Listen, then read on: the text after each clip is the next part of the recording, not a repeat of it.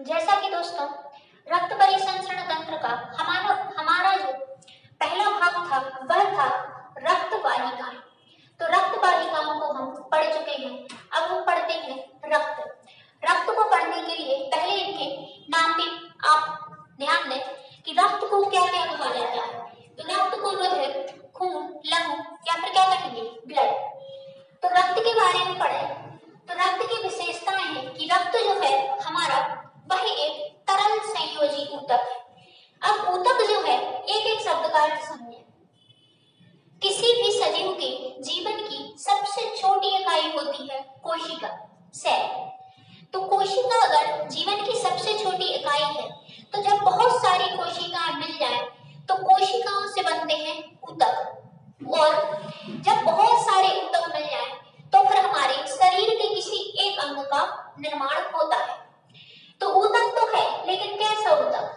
संयोजी। संयोजी का मतलब होता है हमारे शरीर का वह ऊतक या टिश्यू जो दो चीजों को आपस में जोड़ने का कार्य करे, तो उसे कहेंगे हम संयोजी। और तरल का मतलब होता है द्रव, ऐसा भाग जो तरल अवस्था में पाया जाता हो। तो हमारा जो रक्त है वह तरल संयोजी ऊतक है। अब तरल संयोजी का ऊतक का अर्थ आप समझ गए होंगे कि लिक्विड में है।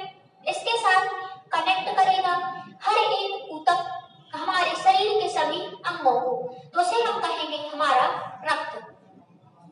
अब रक्त जो है अगर हम इसके बारे में अध्ययन करें तो हमारे विज्ञान की वह शाखा जिसमें हम रक्त या रुधिर के बारे में अध्ययन करें उसे कहा जाता है हेमेटोलॉजी। हेमेटोलॉजी जो है वह हीम शब्द से बना है। अब जो हेमे शब्द है कहीं भी आए तो आप समझ जाओ कि यह रुधिर की चर्चा हो रही है या फिर ब्लड की, क्योंकि जो हिम शब्द है, हिम शब्द यह आपको हीमोग्लोबिन से लिया गया। हीमोग्लोबिन में क्या छुपा? हिम। और हिम कहाँ पाया जाता? रक्त में। तो हिम से हेमेटोलॉजी। नेक्स्ट है हमारा रक्त जो है वह कोलाइडी विलयन है। अब विलयन की चर्चा करनी है तो इसको आप डिटेल में केमिस्ट्री में पढ़ेंगे। हमारे केमिस्ट्री में कुछ विलयन ऐसे होते हैं जो समांग होते हैं, कुछ होते हैं विषमांग। तो विषमांग विलयन में से एक प्रकार है कोलाइडी। कोलाइडी का मतलब है एक ऐसा विलयन जो ना अधिक गाढ़ा हो ना अधिक पतला, तो ये कोलाइडी विलयन है। कोलाइडी विलयन के साथ साथ हम देखें कि हमारा जो रक्त है उसका निर्माण होता है अस्थि मज्जा। अस्थि मज्जा या फिर इसे भी कहते हैं हम बोन मैरो। क्या कहेंगे? Bone marrow. बोन मैरो की चर्चा करें तो हमारे शरीर में जितनी भी बड़ी बड़ी हड्डियां हैं, जैसे जांघ की हड्डी है फीमर, तो फीमर के अंदर आप देखें कि ये आपकी हड्डी है। इस हड्डी के अंदर देखें तो हड्डी के अंदर का भाग खोखला होता है और हड्डी के अंदर के खोखले भाग को कहा जाता है मज्जा गुहा। क्या कहेंगे? मज्जा गुहा। और हड्डियों को कहा जाता है अस्थि। किताबी भाषा में क्या कहते हैं? अस्थि। तो पूरा नाम हो गया अस्थि मज्जा गुहा। तो अस्थि मज्जा गुहा हमारी हड्डियों के अंदर का खोखला भाग है। तो इस अस्थि मज्जा में ही हमारे रक्त का निर्माण होता है। अब अस्थि मज्जा की कहानी आप यही समझ लें कि जो अस्थि मज्जा है इसके भी दो भाग होते हैं। आप अगर दोनों चोट पर देखें तो यहाँ पर कुछ अलग संरचना दिखेगी, जैसे आपके घर में मच्छरदानी या फिर नेट का जो कपड़ा रहता है उसके आकार की संरचना। यह दोनों छोरों पर संरचना अलग है और बीच में अलग। तो हमारी अस्थियों के अंदर अस्थि मज्जा में जो अलग अलग दो प्रकार की संरचना है, तो अस्थि मज्जा के भी कितने भाग हो गए? दो। दोनों भागों पर, छोरों पर जो संरचना है इसे कहा जाता है लाल अस्थि मज्जा।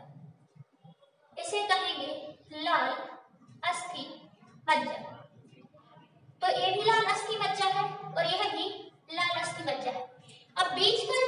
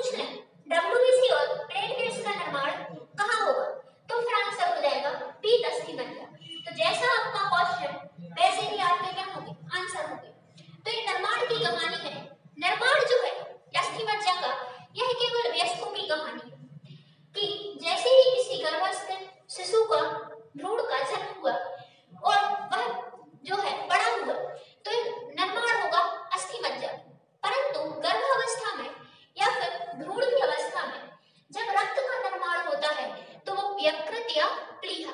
यकृत को कहा जाता है लीवर और प्लीहा को कहा जाता है स्प्लीन। तो यकृत और प्लीहा में भ्रूण अवस्था में रक्त का निर्माण होगा। अब हम इसकी मात्रा देखें तो हमारे शरीर में रक्त की मात्रा लगभग 5 से 6 लीटर है। अब महिलाओं में रक्त की मात्रा अलग होगी और पुरुषों में रक्त की मात्रा अलग है। अगर महिलाओं में रक्त की मात्रा की चर्चा करें तो लगभग 4 से 5 और पुरुषों में 5 से 6। तो एवरेज में ही पढ़ लेते कि 5 लीटर मानव शरीर में रक्त उपस्थित होता है। नेक्स्ट जो है मानव के रक्त का रंग कैसा है, तो रक्त जो है वह 2 प्रकार का होता है, या शुद्ध होगा या फिर कैसा होगा, अशुद्ध। वास्तव में शुद्धता और अशुद्धता की कहानी सिर्फ इतनी है कि रक्त यदि शुद्ध है तो उसमें मिला होता है ऑक्सीजन, जो हम श्वसन के दौरान ग्रहण करते हैं और इसे कहा जाता है ऑक्सीजनेटेड ब्लड, अर्थात ऑक्सीजन युक्त रक्त। और अगर रक्त अशुद्ध है तो उसमें है कार्बन डाइऑक्साइड और इसे कहा जाता है डीऑक्सीजनेटेड ब्लड, मतलब उसमें ऑक्सीजन नहीं है। तो इनके जो है ऑक्सीजन युक्त रक्त का रंग होता है लाल और जो कार्बन डाइऑक्साइड युक्त रक्त है उसका रंग होता है बैंगनी या फिर गहरा नीला। अब कहानी ऐसी है कि जो हमारे रक्त का रंग लाल है वह हीमोग्लोबिन के कारण होता है और हीमोग्लोबिन जो है हमारे रक्त को लाल रंग तभी देगा जब किससे मिलेगा, ऑक्सीजन से। अगर हमारे शरीर में रक्त में केवल और केवल हीमोग्लोबिन है तो उसकी इतनी औकात नहीं है कि वो लाल रंग हमें प्रदान कर सके। हीमोग्लोबिन लाल रंग प्रदान तभी करेगा जब हीमोग्लोबिन से ऑक्सीजन मिल सके, तभी मानव रक्त का रंग लाल हो पाए। तो ये रंग की चर्चा हो गई, कलर की। इसके बाद हम चले अपने रक्त के भाग की ओर। रक्त के 2 भाग होते हैं। भाग कितने होंगे? 2। अब एक होता है तरल और एक होता है ठोस। दोनों को समझे। रक्त जो है एक कोलाइडी विलयन है, तो हम कोलाइडी विलयन बनाना शुरू करें। केमिस्ट्री में सबसे ज्यादा आपने उदाहरण पढ़ा होगा विलयन का, तो शरबत का। क्या पढ़ा होगा? शरबत। अब शरबत में आप लिक्विड भाग में या फिर तरल रूप में क्या लेती है, पानी या फिर जल, और उसमें जो ठोस भाग डालते हैं वो होता है शक्कर। तो एक तरल भाग है और एक ठोस भाग है। ऐसे ही जब शरबत एक कोलाइड विलयन है और हमारा रक्त भी एक कोलाइड विलयन है, तो हमारे रक्त में भी एक तरल भाग होगा और एक ठोस वाला भाग होगा। तो रक्त का जो तरल वाला भाग है वह कहलाता है प्लाज्मा। जैसे शरबत का तरल वाला भाग क्या था, जल या फिर पानी, वैसे ही रक्त का तरल भाग है प्लाज्मा या फिर कहें लिक्विड पार्ट। लिक्विड पार्ट क्या है? प्लाज्मा। दूसरा जो है ठोस, सॉलिड पार्ट जो है हमारे रक्त का वह है रक्त कणिकाएं। आपने शक्कर डाली थी शरबत में, वैसे ही हमारे रक्त में ठोस रूप में पाई जाती है क्या, रक्त कणिका। रक्त कणिकाओं को कहा जाता है ब्लड सेल्स या फिर कार्पल्स। ब्लड सेल्स कह दें या फिर हम कह दें कार्पल्स। तो रुधिर कणिकाएं जो है, जो ठोस वाला भाग है, वह 3 प्रकार का पाया जाता है। एक आरबीसी, डब्ल्यूबीसी और प्लेटलेट्स। अब जो हमारे रक्त का लिक्विड वाली पार्ट में आपने जो ठोस वाला भाग मिलाया है, तरल वाले भाग में ठोस, तो उस ठोस वाले भाग के भी 3 भाग हैं। एक आरबीसी, दूसरा डब्ल्यूबीसी और तीसरा प्लेटलेट्स। आरबीसी जो है आपको इसका फुल फॉर्म पता होगा, बचपन से पढ़ते आए हैं, रेड ब्लड सेल्स या फिर कहें कार्पल्स। डब्ल्यूबीसी का है व्हाइट ब्लड सेल्स या फिर कहें कार्पल्स, और प्लेटलेट्स को कहा जाता है प्लेटलेट्स। लेकिन वास्तव में इनके नाम यह नहीं है। इनके साइंटिफिक नेम की चर्चा करें तो आरबीसी को पढ़ा जाता है इरिथ्रोसाइट। क्या पढ़ेंगे? इरिथ्रो। डब्ल्यूबीसी का वास्तव में नाम होता है ल्यूकोसाइट और प्लेटलेट्स को कहा जाता है थ्रोम्बोसाइट्स। एक हमारी लाल रक्त कणिकाएं हैं, यह श्वेत रक्त कणिकाएं हैं, और एक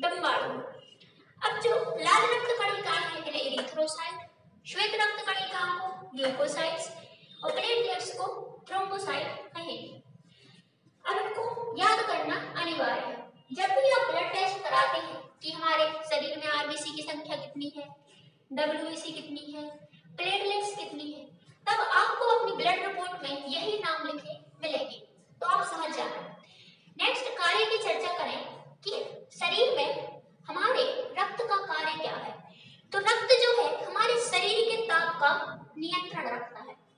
अब जो शरीर का ताप, जैसे अभी वो जो मौसम है वह ठंडियों का चल रहा है, अब जब इतनी ज्यादा ठंडी है और बाहर से हमें जब ठंड लगती है तब भी हमारा शरीर अंदर से गर्म होता है। जैसे आपने उदाहरण के तौर पर देखें, नारियल का तेल ठंड के मौसम में जम जाता है और जमा हुआ तेल जब आप अपने हाथ पर रखें तो वह तेल अपने आप पिघलने लगता है, क्योंकि आपकी जो हथेली है उसमें जो रक्त जो बह रहा है उसका तापमान बाहरी तापमान से ज्यादा है और वह आपके हथेली पर जो रक्त है वह आपके शरीर के तापमान का क्या किया, उसने नियंत्रण कर दिया। ऐसे ही पूरे शरीर के तापमान को नियंत्रण रखना हमारे रक्त का कार्य है और मानव शरीर का तापमान 37 डिग्री सेल्सियस यह बनाए रखता है। नेक्स्ट जो है यह है ऑक्सीजन, कार्बन डाइऑक्साइड, पोषक पदार्थ, उत्सर्जी पदार्थ और हार्मोन्स का परिवहन करेगा।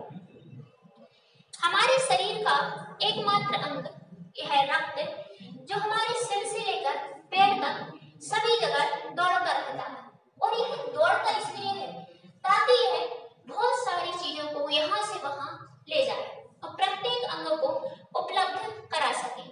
उसमें हमारी ऑक्सीजन भी है, कार्बन डाइऑक्साइड है, जितने भी भोजन के दौरान पोषक पदार्थ आपने खाए लिए हैं उनको भी चाहिए हर एक अंग को। अब जो उत्सर्जी पदार्थ है, अपशिष्ट है, उनको बाहर निकालना है तो भी रक्त ले जाएगा।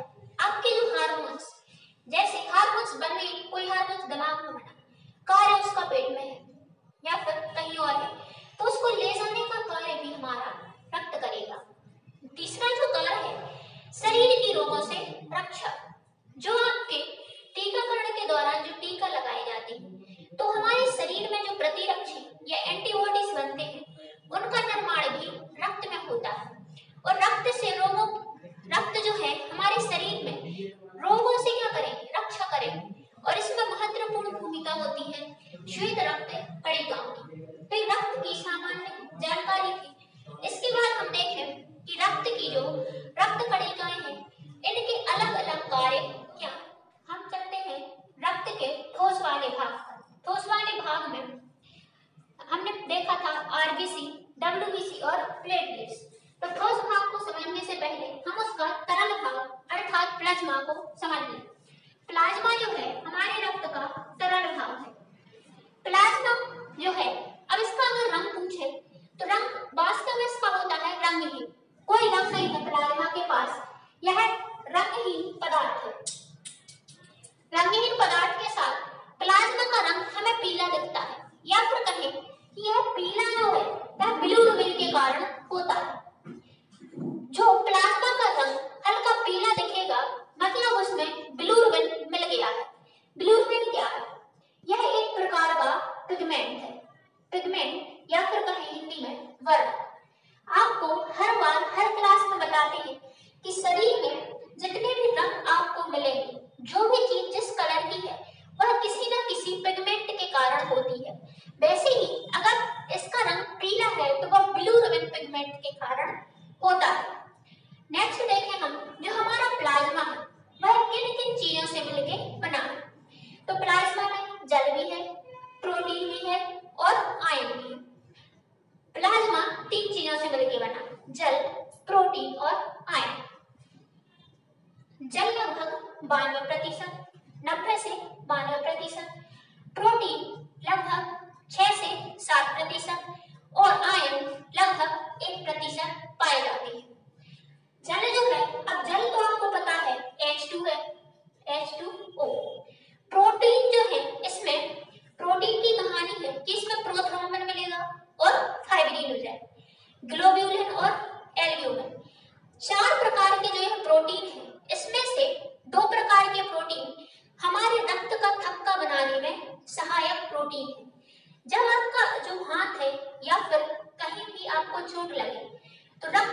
शरीर से बाहर निकलने लगता है। तो रक्त का जो थक्का बनता है उसमें सहायक प्रोटीन है प्रोथ्रोम्बिन और फाइब्रिनोजेन, जो कि आपके प्लाज्मा में पाए जाते हैं। दूसरा जो है ग्लोब्यूलिन और एल्ब्यूमिन, यह दोनों प्रोटीन जो है यह अलग अलग कार्य करते हैं।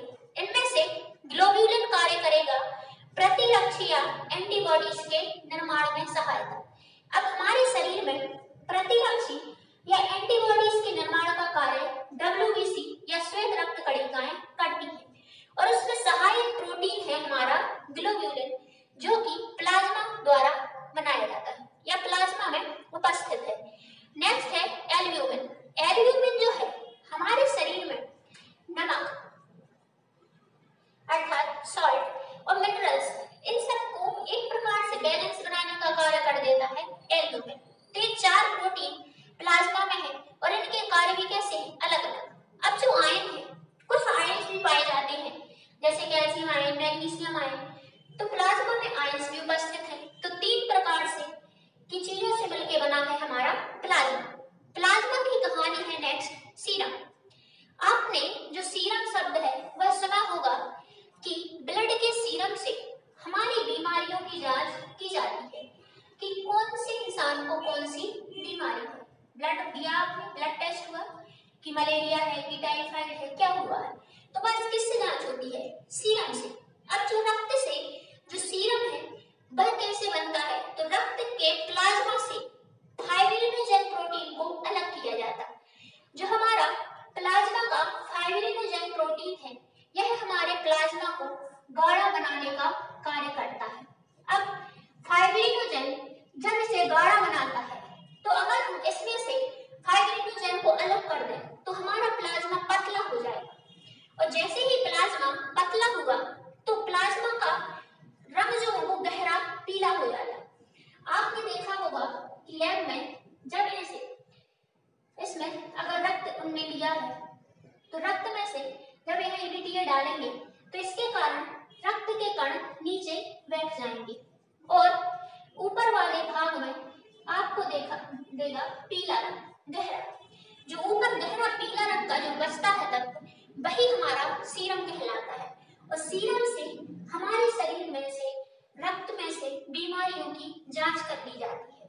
तो ये सीरम की कहानी हुई। नेक्स्ट हम देखें कि हमारा जो रक्त का ठोस भाग था उसमें से पहली कणिका थी आरबीसी, रेड ब्लड सेल्स या फिर रेड ब्लड कार्पल्स, हिंदी में कहें लाल रक्त कणिका।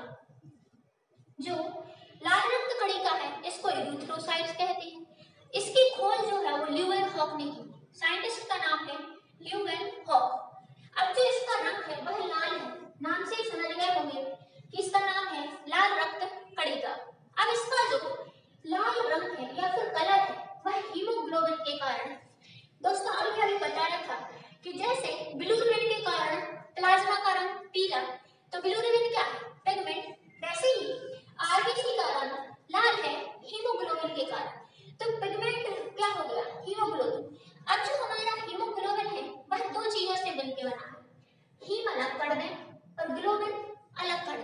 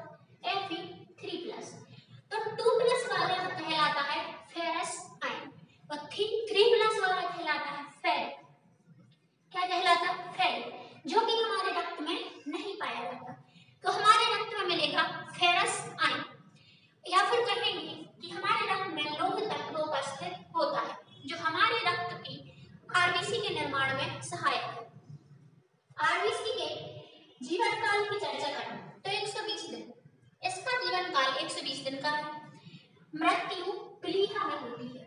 कहाँ होती है? प्लीहा में। इसीलिए प्लीहा को आरबीसी की कब्र कहा जाता है। आरबीसी की कब्र क्या होगी? प्लीहा। अब जो प्लीहा है हमारे शरीर में, जहां हम भोजन ग्रहण करें तो ग्रासनली और आमाशय, जो हमारा पेट है, आमाशय है, उसके साइड में बाएं तरफ एक थैलीनुमा संरचना है प्लीहा, और उस प्लीहा में ही हमारी मरी हुई आरबीसी जाती है। तो आरबीसी की कब्र हो गई प्लीहा। इसके बाद निर्माण की चर्चा करें कि हमारी आरबीसी का निर्माण कहाँ होता है। तो आपने पढ़ा है कि रक्त का निर्माण होता है अस्थि मज्जा, और अस्थि मज्जा के दो भाग पढ़े थे आपने। एक पढ़ा था लाल अस्थि मज्जा और एक पढ़ा था पीत अस्थि मज्जा। तो हमारी हड्डियों की या अस्थियों की जो दोनों साइड वाली हिस्से हैं, जो लाल अस्थि मज्जा वाला भाग है, वहां पर हमारी लाल रक्त कणिकाओं का निर्माण होगा। और इसके बाद अगर हम चर्चा करें कि जो हमारा आकार है इसका आरबीसी का, तो आरबीसी के आकार की चर्चा करें तो होता है उभयावतलाकार या द्विअवतलाकार।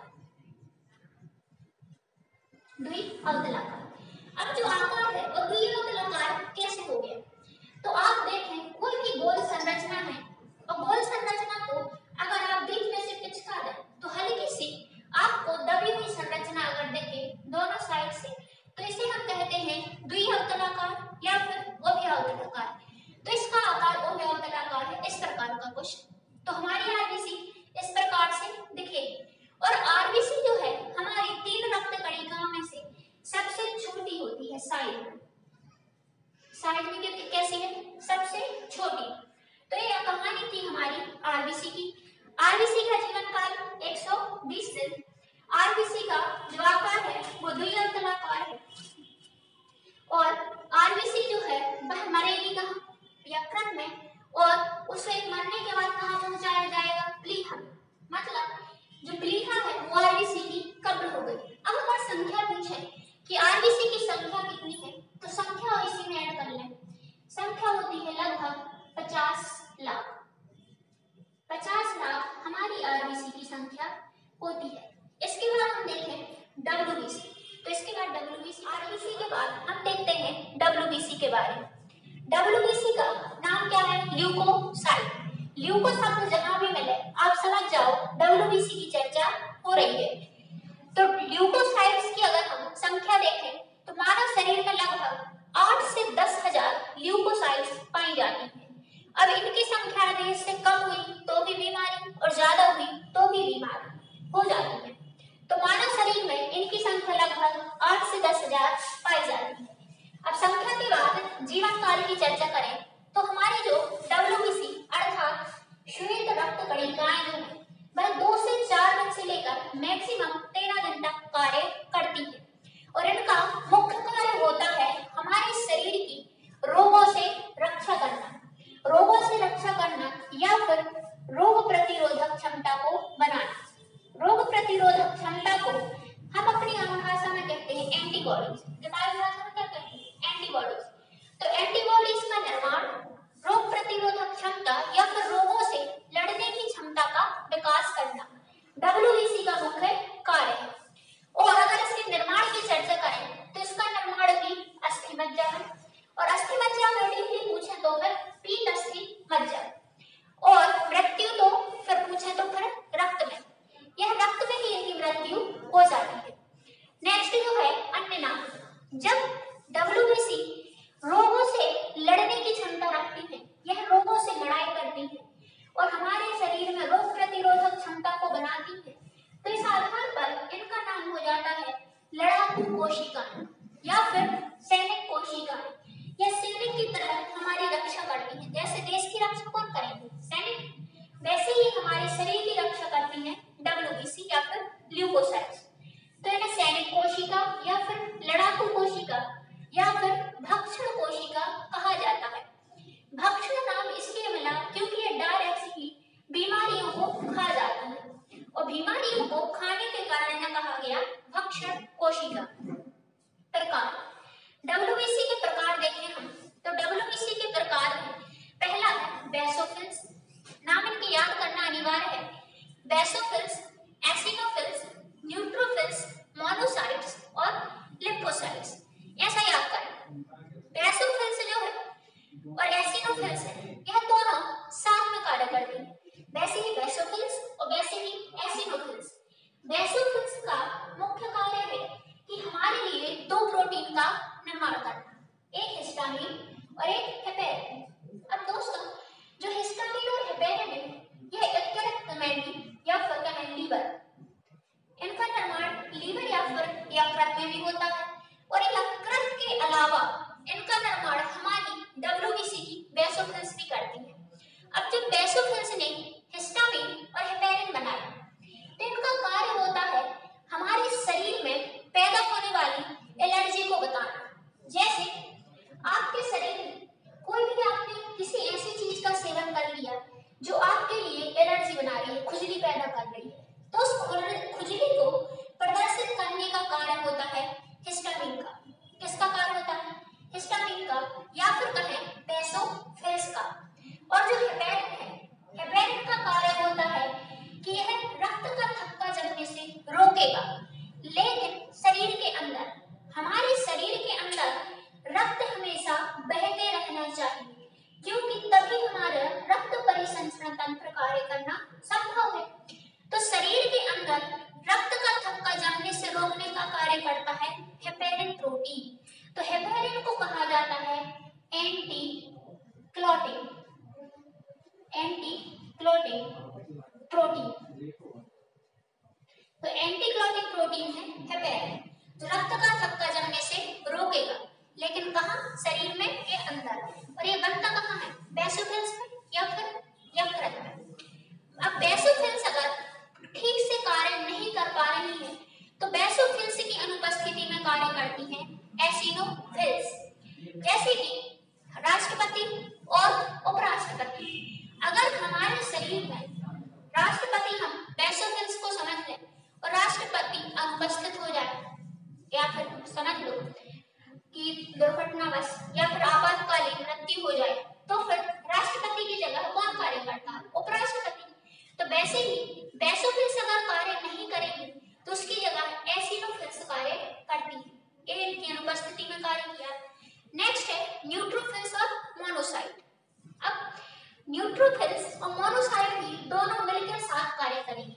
दोनों का कार्य है आपके शरीर में जितने भी रोग हैं, अगर किसी रोग ने प्रवेश किया, जैसे मलेरिया, अभी कोरोना, किसी भी रोग ने प्रवेश किया तो उस रोग को भक्षण करने का कार्य करती है न्यूट्रोफिल्स और मोनोसाइट। न्यूट्रोफिल्स और मोनोसाइट भक्षण का कार्य करती है और यह रोगों को खा जाती है, जिसके कारण डब्ल्यूबीसी को भक्षण कोशिका नाम मिला। नेक्स्ट है लिम्फोसाइट। अब जो लिम्फोसाइट्स जो है, यह हमारे शरीर में एंटीबॉडीज का निर्माण करेगी। एंटीबॉडीज मतलब प्रतिरक्षी। एंटीबॉडीज का मतलब है आपके शरीर की ऐसी क्षमता जो आपकी रोगों से रक्षा करे। रोगों से क्या करे? रक्षा। जैसे मान लो बचपन में आपको टीका लगा, टीके से किसी का उदाहरण ले लें, जैसे टीवी का टीका क्या है? बीसीजी का, बीसीजी।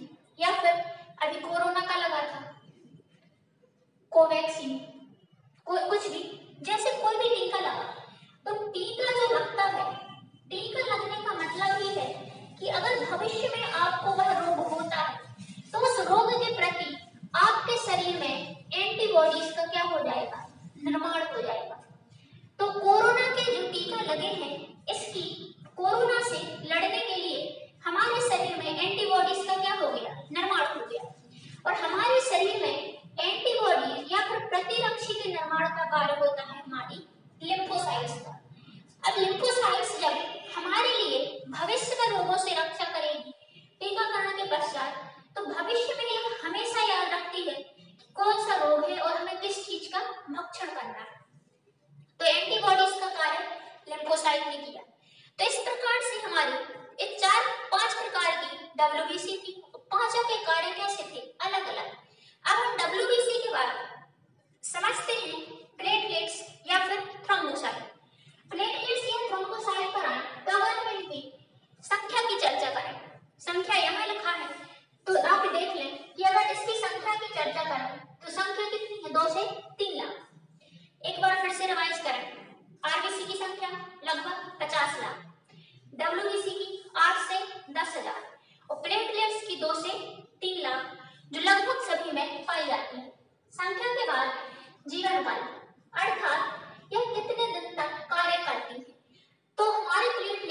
7 से मैक्सिमम 10 दिन तक कार्य करती है। अब इनका निर्माण जो है, इनका निर्माण भी अस्थि मज्जा में होता है। यह निर्माण या फिर बनती है कहाँ? अस्थि मज्जा में, लेकिन इनकी मृत्यु हो जाती है रक्त में, रक्त में मर जाती है। अब जो प्लेटलेट्स हैं, इनका कार्य है हमारे शरीर के बाहर जो रक्त निकलता है किसी कारणवश, दुर्घटना से या फिर चोट से, तो उस बाहर निकलते हुए रक्त का थक्का जमाना। और दूसरा जो कार्य है वह है हमारे शरीर की क्षमता को बनाए रखना। शारीरिक क्षमता का मतलब है कि आप जो है 24 घंटे में कितने घंटे कार्य करने की आपकी कैपेसिटी है। लगभग 8 घंटे, 10 घंटे, 12 घंटे या फिर 16 घंटे। तो शारीरिक क्षमता को बनाए रखने का कार्य है प्लेटलेट्स का। अब जो आपको डेंगू होता है उसमें प्लेटलेट्स की संख्या धीरे धीरे कम हो जाती है, और प्लेटलेट्स की संख्या जब धीरे धीरे कम होती है तो आपकी शारीरिक क्षमता भी कैसी हो जाती है? धीरे धीरे कम। और जब हमारी प्लेटलेट्स लगभग 50,000 से कम हो जाए तो आपका चलना भी क्या हो जाता? मुश्किल, क्योंकि आपकी शारीरिक क्षमता घट गई है। तो शारीरिक क्षमता कौन बनाए रहेगा? प्लेटलेट्स। और रक्त का थक्का भी कौन जमाएगा? प्लेटलेट्स। लेकिन थक्का कहाँ जमेगा? शरीर के बाहर। अब हम देखें कि जो रक्त का थक्का जमने की प्रोसेस है यह होती कैसे है। तो रक्त का थक्का जमने की क्रिया कहलाती है, इसका नाम होता है कैस्केडिंग। कैस्केडिंग प्रोसेस, जो लगभग 5 मिनट में संपन्न हो जाती है। कितने मिनट में? 5 मिनट में। अब जो रक्त का थक्का जमना है इसके 4 स्टेप हैं। हमारे शरीर में 4 स्टेप में रक्त का थक्का बनता है। पहला स्टेप है कि रक्त का थक्का जमाने के लिए सबसे एक्टिव रहती है हमारी प्लेटलेट्स। इसका वास्तविक नाम है क्या? थ्रोम्बोसाइट्स। तो थ्रोम्बोसाइट्स, जहां भी आपको चोट लगी, चोट लगने के कारण जहां से रक्त निकला, तो चोट में रक्त जो निकला है उसमें उपस्थित थ्रोम्बोसाइट तुरंत वायु के संपर्क में आती है। जैसे ही थ्रोम्बोसाइट वायु के संपर्क में आई तो बन जाता है थ्रोम्बोप्लास्टिन। क्या बनेगा? थ्रोम्बोप्लास्टिन। एक कहानी और है इसके पीछे। इसके पहले आपने एक प्रोटीन पढ़ा है कि हेपेरिन रक्त का थक्का जमने से रोकेगा, और जो आपका प्रोथ्रोम्बिन है यह रक्त का थक्का जमाएगा। अब इसके पीछे जो कहानी है, हेपेरिन रक्त का थक्का जमने से रोकेगा शरीर के अंदर, और रक्त का थक्का जमना कहाँ है? शरीर के बाहर। अर्थात जो हेपेरिन है जैसे ही वायु के संपर्क में आता है तो हेपेरिन जो है वह कार्य करना बंद कर देता है, या फिर कहें कि उसकी मृत्यु हो जाती है। तो जैसे ही वायु के संपर्क में हेपेरिन आया और हेपेरिन की मृत्यु हो गई तो थ्रोम्बोसाइट अब अपना कार्य करेगी और बनाएगी थ्रोम्बोप्लास्टिन। अब नेक्स्ट कार्य थ्रोम्बोप्लास्टिन का है।